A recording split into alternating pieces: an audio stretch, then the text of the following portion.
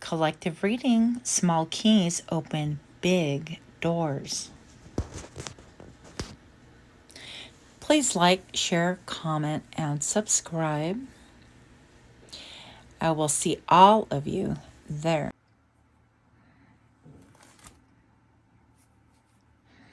Hi friends, my name is Griselle with Psychic MD, and I'm here to do another collective reading. So without further ado, we're going to go ahead and clear out some energy with my favorite little tools here. Fire. I just heard Beavis and Butthead. Fire, fire, fire. Somebody might like Beavis and Butthead. That's a flash from the past, right? Anyways. I love these things. If you can't tell. Must get new lighter. All right, guys.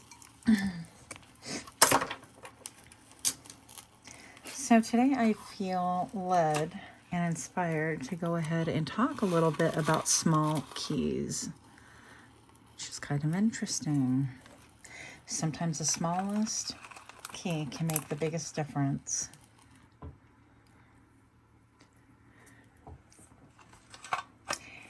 And that's what I heard during my meditation, so we're going to go with that, and we'll see where it takes us.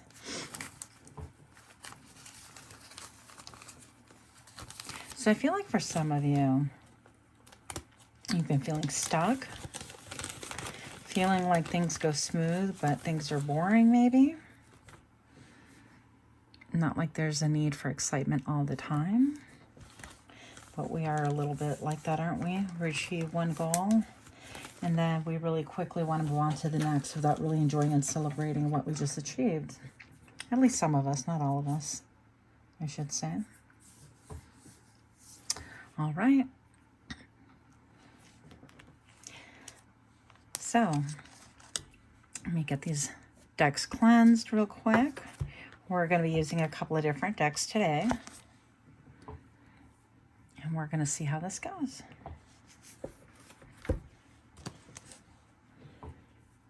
For those of you that are new to my channel, thank you for stopping in. Welcome.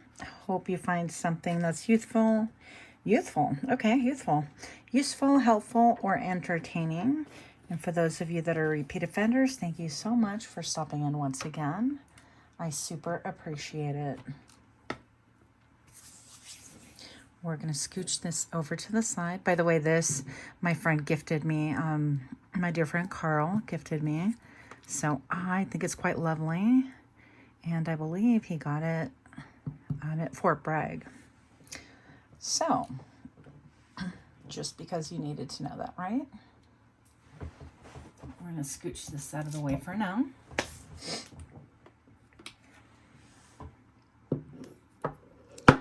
And since I saw a key during my meditation, we're going to go with that, just to remind us. A little anchor point, okay? All right. So, these are new cards to me, so we will be using the book. The Akashic Tarot. Show me what I need to see. For the collective here, anything that's going to be useful, helpful. I heard eye opener. Okay. Anything that's going to really provide even the smallest key to be able to unlock what it is that the viewer needs to unlock in order to proceed, in order to feel better, in order to grow, to overcome, to benchmark whatever it is that they have going on in their own lives. Show me what I need to see. And I'm feeling roots, the root causes, the root need, and show me now. I'm feeling like we need to take 3 cards. The King of Roses. I don't like the lighting here. Not that this is what it's about, but it is. Up in the air. King of Roses and up in the air, huh? Okay. And last card for the collective, please. The Divine Physician.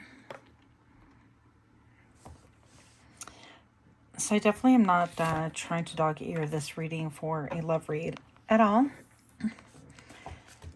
But I'm feeling led to believe, even before I started the video of this, you know, we are all love. And it's really hard to kind of comprehend and wrap our brains around that. I think a lot of us get caught up in the pursuit of love and the pursuit of happiness. And thank you, Disney, for creating such a fantastical fantasy. And so I know that sounds like a jaded remark, but it also, I feel like, sets people up, especially women, girls, whatever you want to call it, for unrealistic expectations. Yeah, as of young. And so I just don't like what I see in society. Anyways, that's a whole side rant. But we do have the King of Roses here. So this looks to be like maybe a romantic issue up in the air. Excuse me. So yeah, this could be something that is literally up in the air. And a need for healing. Look. When I said I want to talk about romance, I want to talk about roots and like real things. Spirits like you talk about what I want. Okay. So we're here to talk about this. So sorry. So this is definitely about the past. And yeah, it could be about roots. It could be about how you grew up, where you grew up, and a connection from the past. Okay. So right next to it, as I just split the deck, is the Knight of Cups.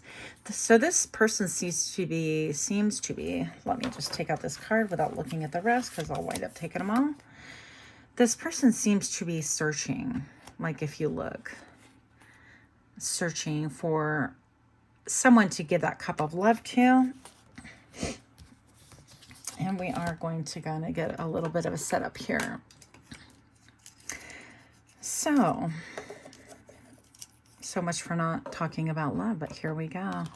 Yeah, we are love. And the message that I was getting, even before the shuffle and all of that, was that we are love, and we hear that, but we don't really understand it.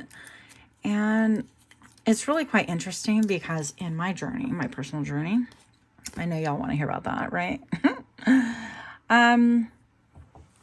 You know, we go through a lot of different stages as we grow and evolve, and we understand and we transmute energy and all of that fun stuff. And I think that our perspective continues to shift. And if I were to be honest, I feel like I've had just a closer connection. I've kind of really separated myself in a major way in order to understand spirit, God, whatever it is that you want to call it. But yeah, also, it's an avoidance tactic. Let's not kid ourselves. But I feel like we spend a lot of our lives kind of rushing to see who we can give our emotions to, our cup of love. And it seems to be stemming from the past, okay? So we're going to explore this a little bit and hear me out. Bear with me here. So there's something that's up in the air. Number 1 is like new beginnings. And number 8 is cycles. So I feel like this could be something that you have seen repeated cycles throughout your life. It's like a repeated cycle of perhaps your parents were always on a journey of trying to give their love away. And look at how the wind has taken this cape almost off their shoulders. It just appears that it kind of is an imbalance of sorts, okay? And it just goes back to deep roots. Even those little plants need roots in these cups in order to grow. And I feel like this is saying, you know, instead of like looking always on the outward, it's always about giving love to yourself first and developing a really good relationship with spirit so that that in itself can ground you so that you can see beyond, I heard deception, beyond the illusions, and see beyond things that are really kind of commercially fed as a society, okay? I know this is kind of like way out there and maybe not a message for everybody. That's okay. Hopefully this message finds the right person or people. Moving on. So I'm going to say that this is going to be really important to understand because this is definitely affecting your current life right now. It's the wanting new beginnings. It's the caught in a cycle and a trap. It's the looking for abundance. And yeah, another number 8 right here.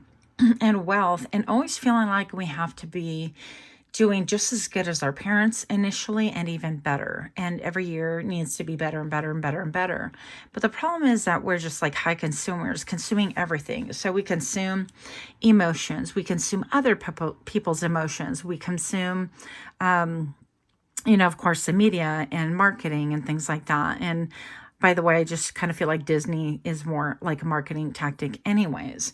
But in the real sense of the word, I mean, no little girl grows up to think, oh, I'm going to be chasing after love or waiting for my Prince Charming and things like that. But it does kind of ingrain and embed something of somewhat like of an illusion or a false belief there, especially with a lot of families that are broken. Anyways, I'm kind of way off topic, but point being is that it doesn't set people up for anything realistic, and even talking about self-love. So this is, I feel like you're in a period of life where you want things to happen quickly, you're feeling stagnant, you want that new beginning, and it could involve love. But what needs to heal is not trying to always give it, I'm going to tear it all down. Trying to heal. This need to be giving of ourselves almost in a repetitious manner, because the Knight is all about fast action. Let's just quick, let's go, go, go. And especially the Knight of Cups is in love with love, which there's nothing wrong with love. I'm not talking down about it, but I am saying that you need to be really rooted. And with this red cape, going back to red cape, this is about being rooted in self, being balanced, having sensibility, okay, about the matter, and not always looking to be fed externally. So I'm going to compare this to an insatiable hunger. This is just a desire and a hunger.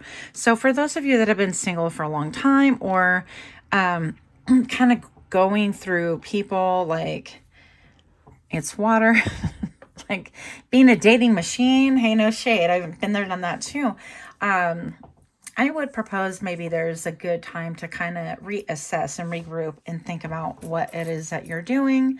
And even going back to, why is the need so big to offer your cup of love to other people?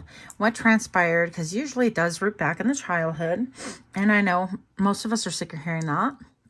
But there is something that needs to be healed. So whether maybe perhaps you didn't have the perfect home, whatever that means. Maybe you didn't have people that actually looked after you the way that they should have. Maybe there was neglect and abuse, and even darker things there.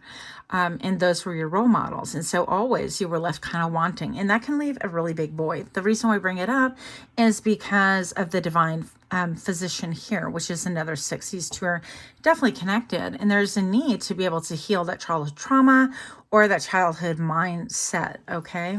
Now, here's another scenario. Growing up in a, quote, perfect environment where your parents are together, whatever, they never... you were never privy to the hardships of life, and they really took care of everything. Didn't know anything about, like, perhaps it was difficult to make ends meet or whatever. You were just totally catered to. Had no idea. And then the teenage years hit. And then you started getting realizations, wow, my parents don't even really talk to each other. Or there seems to be like look of contempt on their faces, or a lot of silences where I never observed it before. Things like that. So this could have disrupted kind of, and we could have internalized those things about feeling maybe like isolated, and all of a sudden thrown into a world where it's not like Fantasyland. It's not Disneyland anymore, literally. It's about like what's going on in my household and how long have I not seen what's right beneath my face. And so these are really small keys in order to really help you kind of identify what it is that you need to address. Maybe just kind of need to rethink things through a little bit more in order to progress, okay? And let's get a little bit more energy. Up in the air. So show me what I need to see. Why is up in the air here? Why are these cards here? The King of Roses, the up in the air, and the divine position. Show me now. Yeah, you're wanting clarity. You're needing clarity. And I feel like this up in the air is constantly like running and chasing once again of something of anything that's going to fulfill that void within your heart, within your spirit, your mind or soul, whatever that may be. And, I feel like Spirit's saying in the end, you're going to have to realize we don't have to. You don't have to do a darn thing, right? But you're going to realize that nobody can fulfill that void that you have. You have to be content within yourself in order to assume any semblance of like balance or even freedom, because this is an enslavement. So being enslaved to rush and give that love and create, I can never say this word, and I always want to say it, reciprocity. It doesn't matter how many times I look it up and I try to pronounce it, I'm just not getting it. But anyways, reciprocal energy, anyways, the energy you put out, you want it in equal terms, in a balanced manner. And so this is about a need and a desire to get clear on what is happening. And I even look at this right here. This corner, it looks like it's like a shattered window. And I feel like you've been looking maybe through a dirty window or a lens that is false. And now that lens is needing to be shattered or cleared up some way, somehow. And in that shattering and opening, you're going to find the truth, the wisdom, and the ability to see clear, okay? So that is, I think, fundamental to you, is you need answers. You need answers. And sometimes they're like right in front of our faces, and the answers come within. They don't have to be like, why is love so hard to define, or why is love so hard to ground, or whatever questions you have.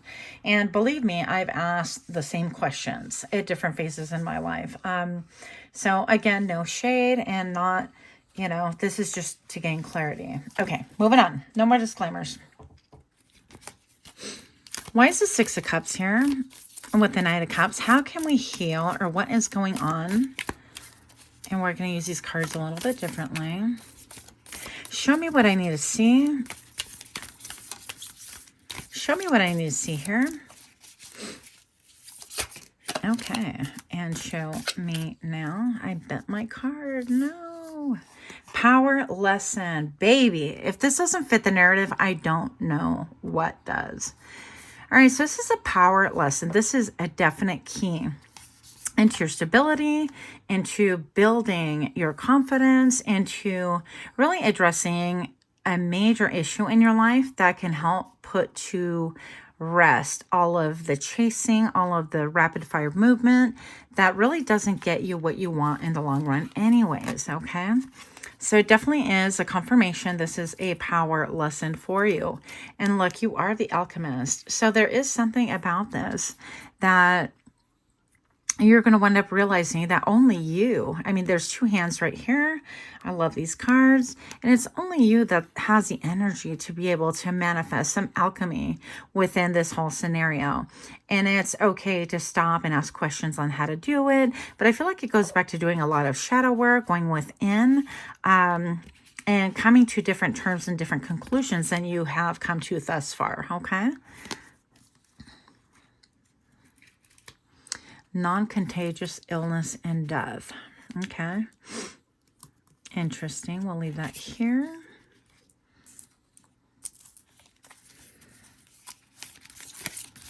Well, that's interesting because I was like, how does that fit into the narrative? I feel like, okay, going back to the conditioning, if we all had like a perfect childhood, then, nothing is perfect. We're not in utopia.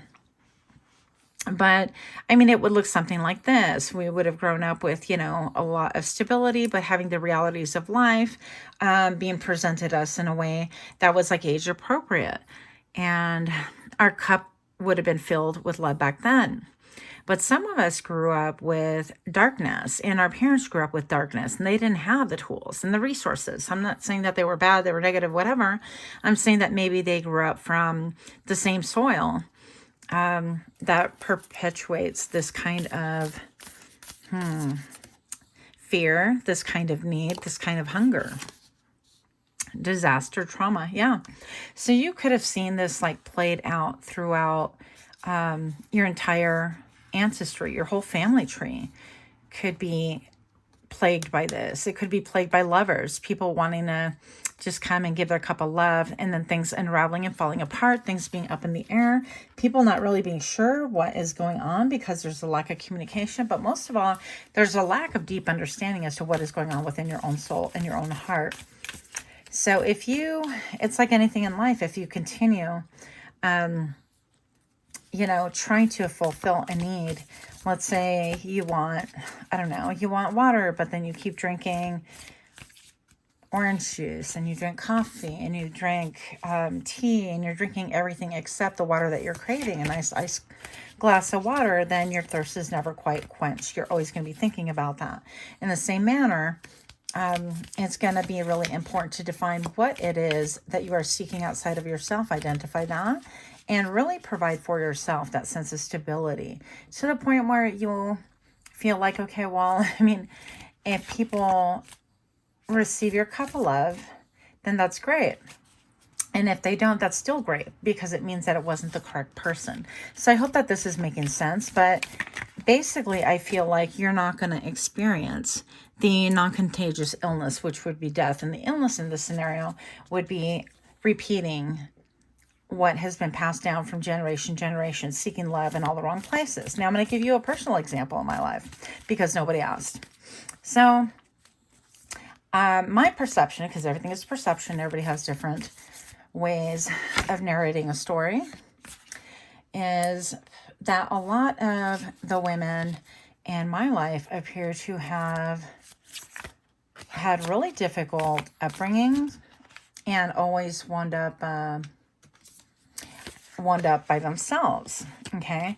And there was an element of like chasing after like unrequited love. I think that's how you pronounce it.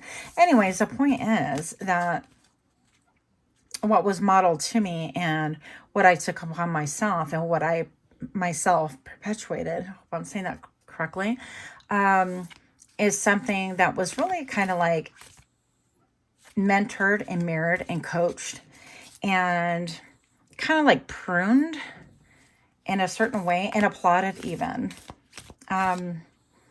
without the means of people quite understanding what it is that they were applauding or prompting you to do. So, you know, I saw a pattern of, for example, my grandmother kind of chasing after love and never being fulfilled, even though she had a really, really great person, you know, that wound up taking her, you know, care of her as well as her two children. She always wanted that one person who continually rejected her. So your story can be similar.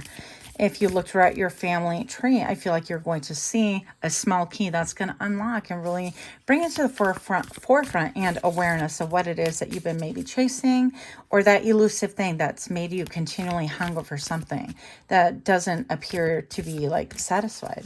Okay. Wow. So I'm hoping this like reading is kind of hitting with somebody. I don't know who it's for, but it's for somebody. We're going to move on because I feel like that was like really personal and in a lot of ways like really vulnerable. I did sit here with the intention of, but here we are regardless.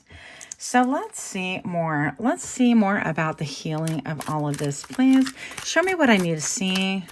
Healing the roots of everything in this reading. The root of feeling like everything is up in the air, needing a divine physician, and the King of Roses here. It seems like it's a male figure that's in question.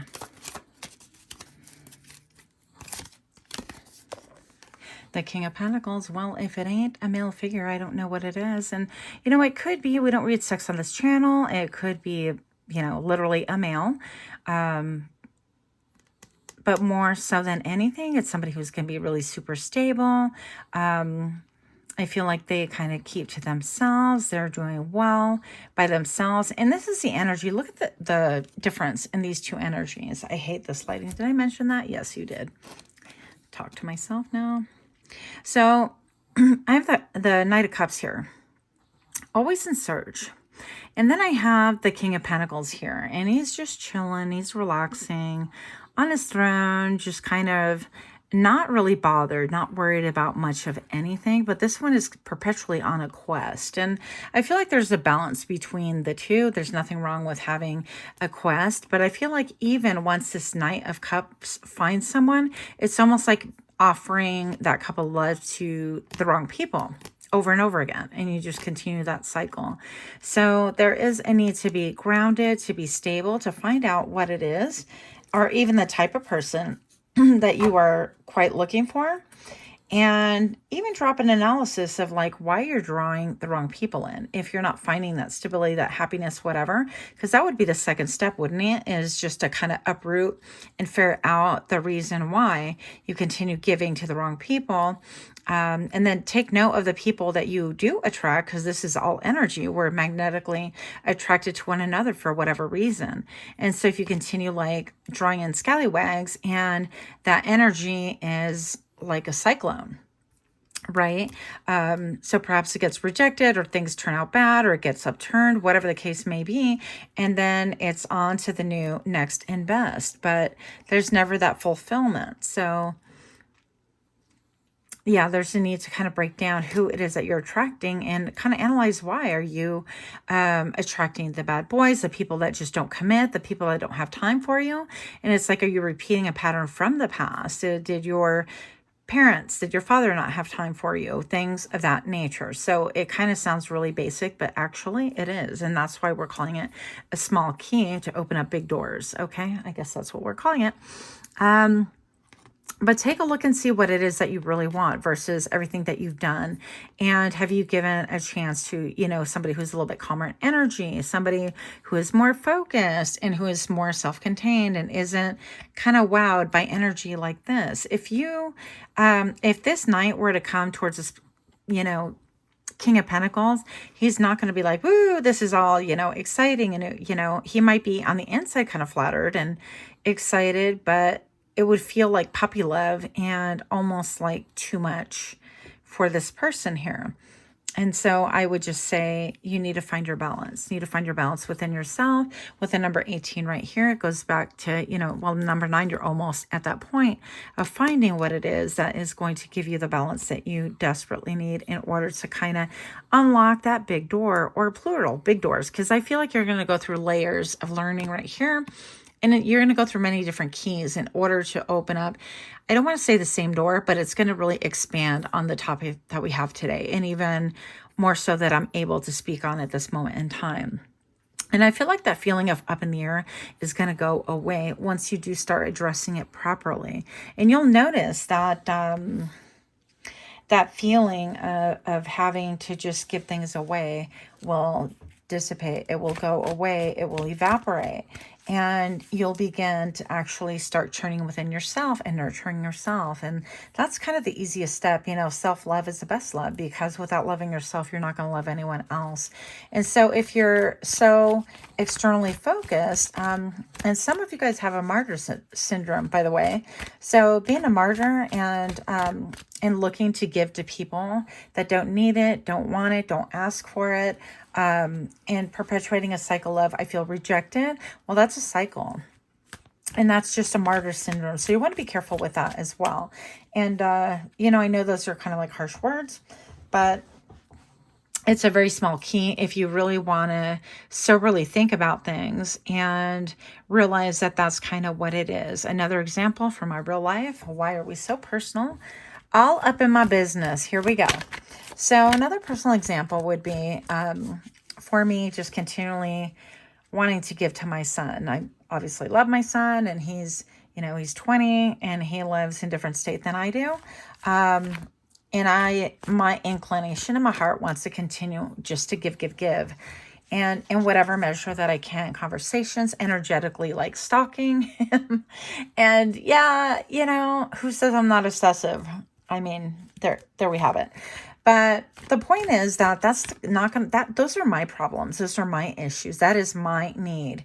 And part of that is even my culture being a Latina. And yeah, I'm not putting this on everybody, but I was raised to kind of think that way. And so I want to just kind of overgive and take care of and be, whatever it is, but it's not healthy for my son. And therefore, I really temper my actions. I temper my thoughts, I temper my heart, and I don't fall into the martyr mindset any longer, because I realize that it is not personal, and actually it's not really even about me.